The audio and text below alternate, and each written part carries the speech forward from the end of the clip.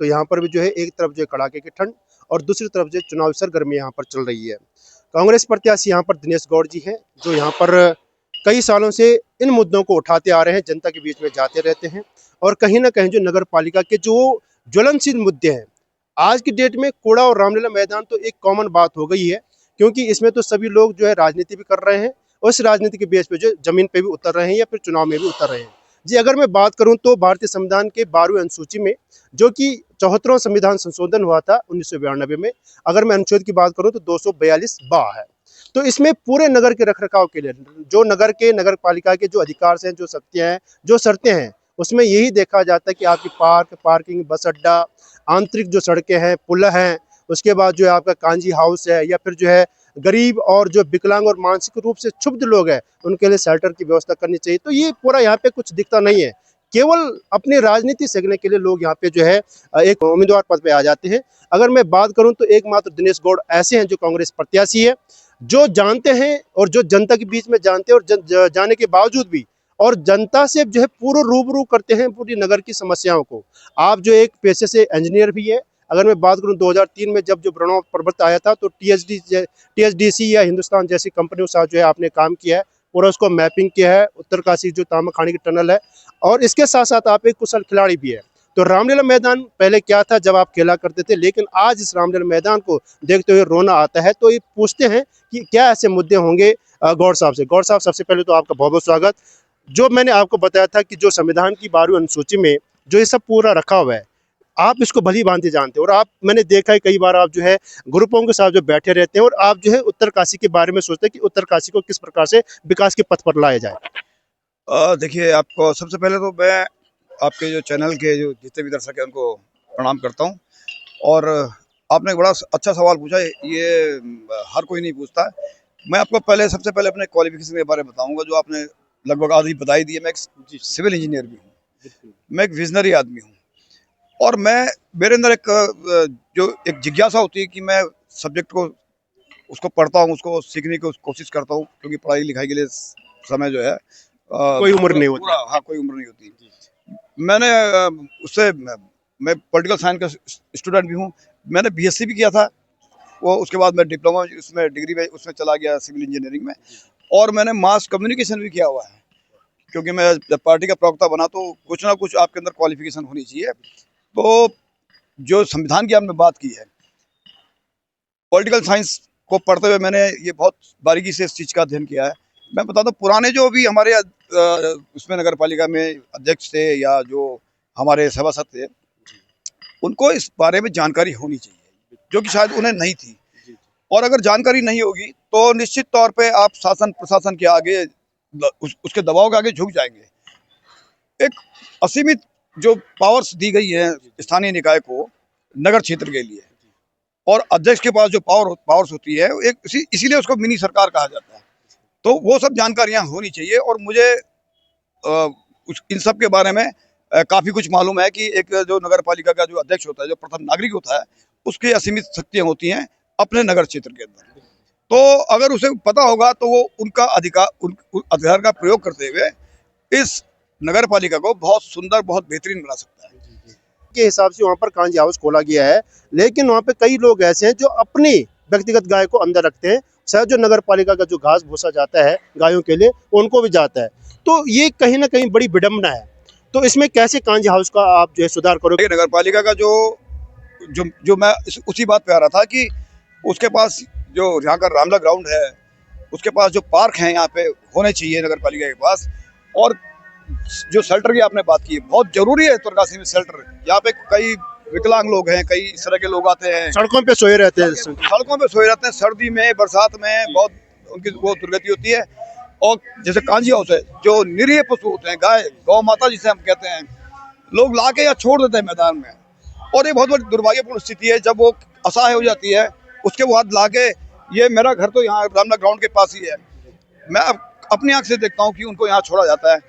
और मुझे एक लगता है कि जो कांजी हाउस में जिस तरह से व्यवस्थाएं होनी चाहिए, जिस तरह से उनका प्रॉपर मेडिकल चेकअप होना चाहिए, जिस तरह से वहाँ पे साफ सफाई होनी चाहिए, उनके जो फर्श हैं साफ सुथरे होने चाहिए, और उनके लिए जो घास चारे की व्यवस्था होती है वो प्रॉपर नहीं है वहाँ पे। तो मैं खुद गया था अभी जी। गोपियारा जब वार्ड में जब मैं भ्रमण पे गया था, तो वहाँ पे लोगों ने मुझे बताया, एक महिला तो इतनी आक्रोशित थी, उसने कहा कि भाई साहब अभी पिछले पिछले महीने तक भी जो है लगभग दो तीन दिन में जेसीबी मशीन आती है, वहाँ एक गाय मरती है, क्योंकि उनका रख रखाव ठीक नहीं है, उनका जो मेंटेनेंस है वो ठीक नहीं है, और वो मशीन से उसे उठा के ले आते हैं, थोड़ा आगे ले जाके खड्डे खोद के उसमें दबा दिया जाता है। मैं गवाह हूँ, मेरे घर के सामने इस रामला ग्राउंड में जो है कूड़ा भी डंप किया गया, गाय मरती थी, यही खड्डा खोद के इस आजाद मैदान में उन्हें दबाया गया है। कई बार आपने इसका प्रतिरोध भी किया था, क्योंकि मैं आपके साथ उस समय। जी जी जी बिल्कुल, आप बल्कि आप तो गवाह है मेरे, जी जी। क्योंकि हम लोग वहाँ गए थे, हम लोग कहते थे कि भाई आप ये कर क्या रहे हो, आप उनकी देख रेख क्यों नहीं करते हो, प्रॉपर वैक्सीनेशन क्यों नहीं होता है, इनके सबसे निरीह पशु होता है गाय। हम कहते हैं आप धर्म की बात करते हैं, मैं आपको बता दूं कि लोग बहुत बड़ी बड़ी बातें करते थे, धर्म की बात करते हैं। मैं तो उनको धन्यवाद दूंगा, वो जो माताएं बहनें सुबह सुबह आती हैं, जो विश्वनाथ जी के मंदिर में दर्शन करने जाती हैं, वो इनको घास चारा खिलाती हैं, इन गायों को जो है ना, उनका कोई स्वार्थ नहीं होता सकी मैं फोटो खिंचवाऊं, मैं उसको सोशल मीडिया में डालूं, मैं खुद भी करता हूँ उस काम को। आपसे मैंने एक बार कहा होगा, जैसे महाविद्यालय की अध्यापिकाएं बेचारी यहाँ पे खड़ी थी, एक गाय जो है बिल्कुल मरणासन में थी, तो हमें ये नहीं है कि हम फोटो खिंचवाएं और सोशल मीडिया में डाल दें कि मैंने आज किसी गाय को बचा दिया है। जोड़ना चाहूंगा, जो कूड़ा है, कूड़ा आपका जो है जोशियाड़ा में पड़ रहा है, यहाँ पे तिलोत पावर हाउस के सामने, वहाँ पे आपने भी कहा था कि वहाँ पे कई लोग जो है शराबी बैठे रहते हैं, वहाँ पे जो है दारू की बोतल, बियर की बोतल, जबकि बगल में जो है गंगा बह रही है। तो इस प्रकार के जो मुद्दे हैं वो समाज के बीच में आप लाते हैं और ला रहे हैं आप। और एक मात्र ऐसा जो है दिनेश जो गौड़ है, एक ऐसा चेहरा है कि जो सबके साथ जो है एक धरातल के रूप में जो है सबके साथ मिलते जाते हैं। तो ये सब कैसे आप जो है इसको, इसका जो विजन है, कैसे आप इसको जो है बदलेंगे? इसके लिए नियत है, वो क्यों नहीं अपनी जिम्मेदारी को पूरा करते हैं? यहाँ सब हर अच्छा, मैं बताऊँ जो बड़े अधिकारी हैं उन्हें पता है 2 साल 3 साल काटना है, तो वो बहुत ज्यादा चक्कर में पड़ते नहीं है, वो अपना पनिशमेंट चॉइस पे। हाँ, वो आते हैं, सोचते हैं कि हमें यहाँ पनिशमेंट में है, कोई सोचता ही नहीं शहर के बारे में। इतने जिलाधिकारी आए, आशीष चौहान जी थे, मयूर दीक्षित जी, रोहेला साहब से मेरी बात होती थी, इस मैदान में कहीं एक महिला शौचालय नहीं है, या दुनिया भर का यात्री आता है, वो गाड़ियों के पीछे बैठती हैं महिलाएं, बड़ा दुर्भाग्यपूर्ण होता है, उसमें बड़ा अफसोस होता है। मैं तो कई बार उनको अपने घर में बुलाता हूँ। रही बात कूड़े की, आज सब कूड़े की बात कर रहे हैं। मेरे मित्र जो है, मैं इस चीज़ से बड़ा वो हूँ कि मेरा जो फेसबुक लाइव चल रहा है उसमें जो विजन दे रहा हूँ लोगों को, उस विजन से प्रेरित हो गए आज वो भी उस बात को कर रहे हैं, और अच्छी बात है, करना चाहिए, जागरूकता आनी चाहिए। कूड़े की जहाँ तक बात कर रहे हैं, गंगा माई के ऊपर पिछले कई सालों से जो तामाखानी में कूड़ा डाला जा रहा है, कई हमने 3 बार, हमारा बोर्ड का अध्यक्ष था रमेश सेमवाल, हमने 3 बार उनके खिलाफ जो है वहाँ पे हल्ला बोल किया, वहाँ पे धरना प्रदर्शन किया, लेकिन सबसे बड़ा दुर्भाग्य है कि जो जनता है ना, आम जनता, वो भी अपने कर्तव्यों का पालन नहीं करती। अरे उत्तरकाशी शहर की जनता एक बार जरा डीएम कार्यालय को घेर दे तो पूरा का पूरा जो है प्रशासन हिल जाएगा, लेकिन जनता भी इसके लिए दोषी में तो गौड़ का मुद्दा बन गया है। कूड़े से जो है इलेक्ट्रिसिटी प्रोड्यूस जब हो रही है, सफाई कर्मचारी जो है शिमला में, वहाँ पर जो है जो मेयर हैं बी सुरेंद्र चौहान जी, उनसे मेरी बात हुई थी, तो उन्होंने कहा कि हमारे शहर में 3 टाइम पे जो सफाई कर्मी जो सफाई करते हैं, लेकिन उत्तरकाशी में ऐसा कुछ नहीं, जबकि सीमांचल और 2 धामों का ये पड़ाव भी है। मैं आपको एक बात बताना चाहता हूँ, ये सारी टेक्नोलॉजी, मैं क्योंकि मैं एक टेक्निकल आदमी हूँ, मैं सब जानता हूँ इस चीज़ के लिए। हम लोग क्यों नहीं यहाँ पे सॉलिड वेस्ट मैनेजमेंट की तर्ज पे जो है कूड़ा का उठान करते हैं? बात आप जाइए, देहरादून में भी होता है, घर से ही कूड़ा उठाया जाता है, और सूखा और गीला कूड़ा अलग अलग अवेयरनेस लानी पड़ेगी जनता के बीच में। घर से उठान होना चाहिए, क्योंकि इस पे बहुत बढ़िया बजट आता है, ठीक ठाक। मैं बता रहा हूँ आपको, ये गाड़ी केवल सड़क में घूमती है, घरों से कूड़ा उठान होता है, और उनको बता दिया जाता है कि भाई सूखा कूड़ा और गीला गौड़ जी, जैसे क्या है कि चिन्याल सौड़ है बगल ही में 30-40 किलोमीटर, वहाँ पे कूड़ा से जो है कई लाखों रुपए वो कमा रहे हैं। मैंने रमेश सेमवाल जी को इस बात को कहा था, और उन्होंने प्रयास भी किया था, क्योंकि बिजली बन रही है कूड़े से। और हिमाचल की जो आप बात कर रहे हैं, वहीं से एक व्यक्ति आए थे, उन्होंने बातचीत की थी। आप मजे की बात बता रहा हूँ, उन्होंने ये कहा कि ये कूड़ा हमारे लिए पर्याप्त नहीं है, उत्तरकाशी में जितना कूड़ा निकल रहा है 5 टन निकलते पर डे। हाँ, ये उस बिजली घर के लिए पर्याप्त नहीं है। उनके शब्द थे, उन्होंने कहा हम लगा देंगे। बनेरा साइड में हमने उनको जगह भी दिखाई थी कि जहाँ आप सेलेक्ट करते हैं वहाँ आप एक यहाँ का बिजली का प्लांट लगाइए। तो हम तो कूड़े की बहुत बड़ा आडंबर वो बता रहे हैं कि साहब कूड़ा जो है बहुत ज्यादा हो रहा है, लेकिन उतना कूड़ा नहीं है हमारा। ये जो ऑनलाइन जो व्यवस्थाएं चल पड़ी हैं, उसमें पैकिंग का जो सामान है वो बहुत, इतना सामान आता है और पैकिंग बहुत बड़ी होती है, तो फ्लावटी सामान है ये। इसको प्रॉपर अगर घरों से ही आप सेग्रीगेट करना शुरू कर दें तो वैसे भी कूड़े का निस्तारण हो जाता है। दूसरी बात, जो आजकल जो ये मशीनें आ गई हैं, उसके मैं आपको टेक्नोलॉजी की भाषा में बात करूंगा, उसके कन्वेंशन से, उसके गैसिफिकेशन से आप उसकी जो उसको फ्यूल में चेंज कर सकते हैं, और फ्यूल एनर्जी से आप बहुत कुछ कर सकते हैं। हाइपर मतलब इतनी हाई टेक्नोलॉजी आ गई मैं है। वही कह रहा हूँ गौर जी की जैसे क्या है, उत्तरकाशी नगर पालिका की मैं बात करूँ तो कम से कम 8-8 करोड़ जो यहाँ पे बिजली का बिल आता है। यहाँ पे इनके पास कूड़ा है, कुछ ऐसे प्लांट लगा दो कि अपनी बिजली खुद हो जाए कम से कम। नहीं, ये करना पड़ेगा। आने वाले टाइम में जिस तरह पॉपुलेशन बढ़ रही है तो कूड़ा भी बढ़ेगा, और उस कूड़े को रिसाइकल करके हम कैसे अलग अलग तरीके से इस्तेमाल कर सकते हैं। आप जो कह रहे हैं चिनाई छोड़, मैं बधाई देना चाहता हूँ वहाँ के जो पूर्व जो अध्यक्ष रहे हैं, वही सोच का आदमी यहाँ बैठना चाहिए, मैं आपको बता रहा हूँ। और जो कह रहे हैं कि साहब मैं ये कर दूंगा, मैं बजट ले आऊंगा, मैं फलाना ले आऊंगा, भाई आप तक सरकार में 8 साल से हैं, पिछले 8 साल से आपको अपने शहर की याद नहीं आई। 8 साल से कूड़ा नगर पालिका का वहाँ माँ गंगा के ऊपर पड़ रहा है, पिछले 10 सालों से तो कुछ हुआ ही नहीं। आप कुछ नहीं कर रहे उसमें। इसका मतलब आपने 8 साल तक उत्तरकाशी के साथ सौतेला व्यवहार किया। जनता को बरगलाने। जब आप ये कह रहे हैं कि मुख्यमंत्री जी से मेरा संबंध है, मैं यहाँ बजट ले आऊंगा, नगर पालिका के लिए जो सभी स्थानीय निकाय के लिए जो बजट आता है उसको कोई भी सरकार रोक नहीं सकती है, वो उतना बजट आना ही आना है। रही बात ये, आपने इसका क्षेत्र बढ़ा दिया। आप मैं देख रहा हूँ, मैं जा रहा हूँ लोगों के बीच में, इतना बड़ा क्षेत्र हो गया है ये उत्तरकाशी का, और सफाई कर्मचारी है नहीं। आपने वो भर्ती रोक दी है। इन्होंने कहा कि नगर पालिका अध्यक्ष ने सफाई कर्मी नहीं बढ़ाए। अरे आपने नगर पालिका अध्यक्षों की तो पूरी की पूरी ताकत काट दी आपने, उसको एक भर्ती करने का अधिकार नहीं छोड़ा आपने। सफाई कर्मचारी जो हैं, जो सेवानिवृत्त हो रहे हैं, उनकी जगह नया नहीं लग रहा है। सबसे बड़ा दुर्भाग्य यह है कि वो पर्यटन विभाग से पैसा मिलता है, 6 महीने वो उसमें संविदा पे लगाए जाते हैं, और जैसे ही यात्रा सीजन खत्म होता है उनको निकाल दिया जाता है बेचारों को। वो उनकी एक पीड़ा है। उन्होंने मुझसे कहा कि साहब 6 महीने हमें वो तनख्वाह मिलती है और 6 महीने बाद हम बेरोजगार हो जाते हैं। तो ये नहीं होना चाहिए।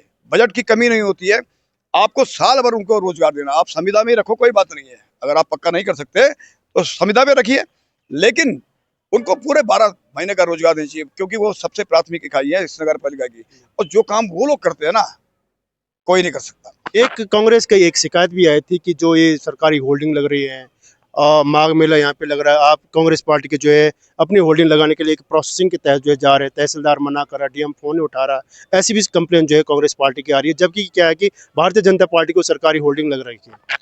देखिए, मैं आपको एक बात बताऊं, इसका सबसे बड़ा कारण जो है, जो विघटन कहाँ हुआ है, भाजपा में हुआ है। भाजपा के 2 फाड़ हुए हैं, और कहीं ना कहीं एक बेचैनी भाजपा के अंदर है। और एक छोटी सी नगर पालिका के लिए जो मैं सुन रहा हूँ कि मुख्यमंत्री आएंगे, स्टार प्रचारक आने वाले हैं यहाँ पे, तो कहीं ना कहीं बेचैनी और घबराहट, तैयारी पूरी हो चुकी है उनकी, कहीं ना कहीं बेचैनी और घबराहट भाजपा के अंदर है। तो ये उनके कुनबे का मामला है, मुझे उसमें ज्यादा नहीं बोलना। लेकिन मैं जिला प्रशासन के लिए एक बात कहना जरूर चाहता हूँ कि आप अधिकारी हैं, आपके अधिकार हैं, अरे इतने दबाव में मत आइए सरकार के कि आप जो है किसी के साथ अन्याय करो, और किसी के पक्ष में आप जो है बिल्कुल, मेरी होर्डिंग्स नहीं लगने दी जा रही, मेरे को परमिशन नहीं दी जा रही, नगर पालिका के चक्कर हमने काटे, डीएम साहब फोन नहीं उठा रहे हैं। अरे आप जिले के मुखिया हैं इस समय, है ना, एसडीएम साहब दिल्ली गए हुए हैं इस टाइम पे, अब शायद कल शाम पहुंचे हैं, वो बाहर हैं, जबकि इस वक्त में जो प्रशासक है उसको यहाँ पे होना चाहिए। नगर पालिका ईओ से मैंने पूछा, उन्होंने कहा साहब वो नई नई लड़की है बेचारी आई हुई, उसको पता ही नहीं कि ईओ का अधिकार क्या है। तो कुल मिला के मैं ये देख रहा हूँ कि अच्छा, हमारे बैनर उखाड़ दिए गए, पोस्टर सब उखाड़ दिए गए, भाजपा के बैनर लग रहे हैं, हिम्मत नहीं किसी की कोई जो है कुछ कह दे। तो ये तानाशाही प्रवृत्ति जो चल रही है इस देश में भी और प्रदेश में भी, ये लोकतंत्र के लिए बहुत घातक है, और मैं इसका सख्त विरोध करता हूँ। और मैं यहाँ से आपके चैनल के माध्यम से उन तमाम अधिकारियों को कहना चाहता हूँ कि आप किसी के बंधुआ मजदूर नहीं है, आप इस देश के संविधान के तहत जो है चुने भर्ती हुए हैं, और आपने कसम खाई है कि मैं किसी के साथ अन्याय नहीं करूंगा। मेरा फोन नहीं उठा रहे डीएम साहब, मैं उनको कम से कम 2-3 बार फोन कर चुका हूं, लेकिन फोन नहीं उठाते। तो हम किसके पास जाएंगे? कहीं ना कहीं अंडर प्रेशर। बिल्कुल बिल्कुल, पूरा दबाव है इसमें शासन प्रशासन के ऊपर। गौर जी, एक अंतिम क्वेश्चन मेरा ये रहेगा कि आप जो है लगभग पूरे वार्ड में घूम चुके हैं, और माघ मेला भी शुरू हो गया, सामने गेट लग गया है, उत्तरकाशी में वाहन, निजी वाहन बहुत ज़्यादा हो गए हैं, और अगर मैं बात करूं पूरे खेत के सामने वाले जो वहाँ पे जो पार्किंग थी, वहाँ पे जो प्रशासक के अंडर ही जो है वो जो है उसकी टेंडरिंग लग गई, वहाँ पे 2-3 दुकानें थी वो भी बेच दी गई है। तो ये प्रशासक और बोर्ड, इनका कुछ समझ में नहीं आ रहा है। अब माघ मेले में गाड़ियाँ कहाँ पार्किंग होगी, पुलिस तो सीटी बजाते बजाते उनको भटोड़ी रोड भेज देगा। तो ये कहीं ना कहीं जो है आप लोगों को देखना होगा, और कैसे इसको जो है आगे आप इसको इम्प्लीमेंट करेंगे। मैं आपको बताऊं, मैं इसी बात पे आने वाला था। सबसे बड़ी समस्या जो उत्तरकाशी के अंदर होने वाली है वो पार्किंग वाली है। पार्किंग पर मेरा हमेशा फोकस रहा है। आप ज्यादा दूर कहाँ जाते हैं, जिला अस्पताल है आपका, जी। बीमार लोग आते हैं, माँ बाप को लेके कोई आएगा अपनी गाड़ी में, चार वाहन लेके आएगा, कहाँ खड़ी करेगा वो? उसको एक डर रहता है कि मैं अपने बीमार आदमी को दिखाऊं कि बाहर मेरी गाड़ी में जेमर लग गया होगा। पार्किंग की जो समस्या सबसे बड़ी उत्तरकाशी में होती जा रही है, आप कलेक्ट्रेट जाइए, जिला मुख्यालय है, हर जगह चारों ओर से बंद कर दिया गया। कहीं खड़ी करने की व्यवस्था है क्या? दूर दराज से लोग आते हैं कलेक्ट्रेट में अपना काम कराने के लिए, दिमाग में ये रहता है कि साहब बाहर पुलिस जेमर ना लगा दे। मैं पुलिस से भी पूछना चाहता हूँ, पुलिस प्रशासन से, आप गाड़ियों में जेमर लगा रहे हैं, आप उसको बताओ तो सही कि वो पार्क कहाँ करेगा। ये मेला स्टार्ट हो गया है भाई, आम जनता है, व्यापारी हैं, ज्ञानसू से आदमी आता है, गंगोरी से आदमी आता है, गांव से आते हैं। आज हर आदमी को आज सुविधाएं चाहिए होती हैं भाई। आज वाहन भी बहुत एक वो आवश्यकता बन गई है। कहाँ हम लोगों ने डेवलप किया? हम पिछले कई सालों से जो हमारे अध्यक्ष बैठे हैं उन्होंने कभी इस चीज पे देखा ही नहीं है। अरे आप पेड पार्किंग बनाओ, छोटी छोटी जगह भी है। मैं निश्चित तौर पे बता दूं, अब माघ मेला हो गया, मैदान बंद हो गया, सारी गाड़ियां सड़कों पे खड़ी है। अरे वो पार्किंग बनाई है, वो सामने, किस चीज का इंतजार कर रहे हैं आप? क्यों नहीं उसका उद्घाटन किया आपने? आपको पता है कि माघ मेले में कितनी दिक्कत होती है शहर के अंदर। या तो मतलब सोचो ना कि कोई बोलने वाला नहीं शहर, छोटी छोटी चीजें, छोटी छोटी चीजें, लेकिन व्यवस्थाएं भी है। मैं समस्या नहीं बता रहा, मेरे पास समाधान भी है। आप कलेक्ट्रेट जाइए, कलेक्ट्रेट के पीछे बहुत जगह खाली पड़ी हुई है। कलेक्ट्रेट जो कॉलोनी बनी हुई है उसके अंदर इतना स्पेस है कि जो कलेक्ट्रेट के कर्मचारी हैं उनके वाहन अंदर खड़े हो सकते हैं। वो जो आप देखें, वो जो तिलोक पुल से नीचे को जो सड़क जा रही है उसके बगल में आप देखो, एक बार आपने मार्केट, मैंने उसका प्लान बना रखा था, मैंने स्टडी की, मैं एक एक जगह जाके देखा। आप कॉलम खड़े करके सड़क के साथ में एक छत डाल दीजिए उस पर, उसे पेड पार्किंग बनाइए, आदमी आता है 10-15 मिनट अपना काम करेगा और चला जाएगा। पालिका की आय भी होगी, पालिका की आय कहाँ से बढ़ेगी? आप कह रहे, एक कल कह रहे थे कि साहब वो 50-60 लाख रुपया इसका इनकम है और 10 करोड़ खर्चा है। तो पार्किंग के टाइम पे तो फील्ड बेच देते हैं नगर पालिका। एक और बात बता रहा हूँ मैं, बहुत बड़ा दुर्भाग्य है, इन्होंने एक धंधा बना लिया है कुछ टाइम से इस रामलीला मैदान को शोषण करने का। वो पिछले बार देखा मैंने, प्रशासक थे, मतलब सरकार ही थी पूरी, उसके हाथ में पूरा का पूरा मैदान ऐसे अधिकार दे दिया जैसे वो इसका मालिक बन गया है। अब सैनिक मेला होता है, भूतपूर्व सैनिक हमारे बेचारे इतने देश की सेवा करते हैं, विकलांगों के लिए जो है धनराशि, जो वीरांगनाएं हैं, और उनका जो है ना जो उद्देश्य होता है वो सामाजिक कल्याण के लिए था। वो एक मेला करते हैं यहाँ पे, उनको मेला करने की इजाजत नहीं मिली क्योंकि मैदान उन्होंने गिरवी रख दिया। तो वो एक क्लॉज भी नहीं डाला उसमें। गोपाल मणि जी आए थे, उनकी कथा हो रही थी, हम लोग साथ में थे। बड़ा दुर्भाग्य था कि विधायक जी को उसमें इंटरफेयर करना पड़ा। तो पहले क्यों नहीं सोचते इस चीज को? ये पौराणिक सिटी है ये, इसमें जो है ना फर्स्ट प्रायोरिटी खेल के मैदान में खेलने वाले बच्चों की है। हमने खेल का मैदान बंद कर दिया, हमने इसको पार्किंग बना दिया और बच्चे जो है नशे की प्रवृत्ति की ओर जा रहे हैं। मैं कल बता रहा था उनको कि बहुत सारी चीजें हैं जो उस तरह में की जा सकती है। एक आप देखिए, तामाखानी के पीछे एक बहुत बड़ा स्पेस है, उसको पार्क के रूप में डेवलप किया जा सकता है। हमारे शहीद थे दिनेश कुमार जी, उनका एक पार्क है, उसकी दुर्व्यवस्था हो रखी है। मैंने सैनिकों से कहा, भूतपूर्व सैनिकों से, मैं अगर आऊंगा तो निश्चित तौर पे उस पार्क को ठीक किया जाएगा और उसका रख रखाव हम पूर्व सैनिकों को देंगे कि ये देख रेख आपने करनी है इसकी। वो लोग अनुशासित फौजी हैं, वो उसको बढ़िया ढंग से करेंगे। कहीं जगह ही नहीं बैठने की। एक मेरा सपना था ये आस्था पथ जो बनाने का, इसके लिए मैंने कई बार हमने शासन को लिखा भी है, प्रस्ताव भी दिया है। पूर्व में भी जो रहे विधायक रहे उनसे भी हमने बातचीत की थी कि भाई एक होना चाहिए। थे बहुत सारी व्यवस्थाएं थी, वर्णावत पर्वत का मलबा इधर उधर फेंका गया। हमने कहा था इस पीछे आरसीसी वाल लगाओ, बहुत पैसा था वर्णावत में, फिर वो पैसा दाएं बाएं गया, इस शहर के लिए आया था पैसा। ये सब डेवलपमेंट में आता है। आप तामाखानी से एक रास्ता था वो बंद कर दिया गया है, वहां से रास्ता खोलिए, पूरा आपका तिलोक पुल तक जो है फर्स्ट क्लास रास्ता बनता है। जहां जहां आपके घाट है उसके ऊपर हल्का फ्लाईओवर जैसा बना के, और हम उसको पूरा, और एक ट्रैफिक का दबाव कम होगा। लोग स्कूटी वाले हैं वो अपना उसे निकल जाएंगे, किनारे से निकल जाएंगे। जरूरी भी है भाई, इतना प्रेशर बढ़ता जा रहा है ट्रैफिक का, आप कुछ सोच ही नहीं रहे। ये मेरा मानना है कि एक मैं, क्योंकि एक टेक्निकल आदमी हूँ, विजनरी आदमी हूँ, मेरा एक विजन है इस शहर को, क्योंकि मैं तो पैदा ही यहीं हुआ इसी रामलीला मैदान में, तो हमारा तो दर्द है यहाँ। सीधी सी बात है। आज कोई कहे कि हम ये कर देंगे, हम कर देंगे, अरे 8 साल से आप ही बैठे हो सत्ता में, अगर मलाई खाई। हाँ, और आप अगर, और मेरे तो जो मित्र हैं, छोटे भाई हैं, वो तो इतना बड़ा प्रोटोकॉल उनका था मुख्यमंत्री के साथ में कि वो एक राज्य मंत्री से भी ऊपर का दर्जा है। वो चाहते तो बहुत कुछ कर सकते थे, लेकिन आप बनेंगे तभी करेंगे। वो मैं सोचता हूँ कि ये ये कोई वो नहीं है। जी जी जी। तो कहीं ना कहीं समस्याएं जो बहुत ज़्यादा आपने देख लिया यहाँ पे गौर जी के द्वारा जो है बहुत ज़्यादा समस्या यहाँ पे गिनाई गई, क्योंकि ये जानते हैं कि उत्तरकाशी में किस प्रकार की समस्याएं और किस प्रकार की जो है समस्याएं भी उत्पन्न हो रही है, क्योंकि ये तो यहाँ रहे हैं, जनता के बीच में रहे हैं। और सबसे प्लस पॉइंट दिनेश गौड़ जी का ये है कि वो जनता के साथ रहते हैं, और जनता के साथ आ तो खैर वो नगर पालिका के लिए एक अध्यक्ष प्रत्याशी के रूप में है, लेकिन ये पहले से ही जनता को रूबरू कराते हैं कि कैसे प्लान होना चाहिए, क्योंकि एक टेक्निकल आदमी, एक खिलाड़ी आदमी ही इस विजन को लेके चलता है। ऐसा नहीं कहीं से जो है पैराशूट हो या फिर जो है कि एक ही बंदा जो है बार बार जो है चुनाव लड़े। तो मैं ये चाहता हूँ कि जो जिसके पास विजन हो और जो वास्तव में इस उत्तरकाशी की नगर की जो पीड़ा और दर्द को समझे, वही आदमी जो है कहीं ना कहीं जो है उत्थान कर सकता है। और नेता वही होगा जो जनता के बीच में रहेगा, निजी स्वार्थ के लिए जो है कई प्रकार के जो कीड़े मकोड़े खड़े भी हो सकते हैं। तो ये दिनेश गौड़ जी थे जिन्होंने वास्तव में उत्तरकाशी की पीड़ा और दर्द को और जो यहाँ की जो समस्या को रखा है। तो इसी के साथ जो है बहुत बहुत बधाई और बहुत बहुत शुभकामनाएं। धन्यवाद आपका।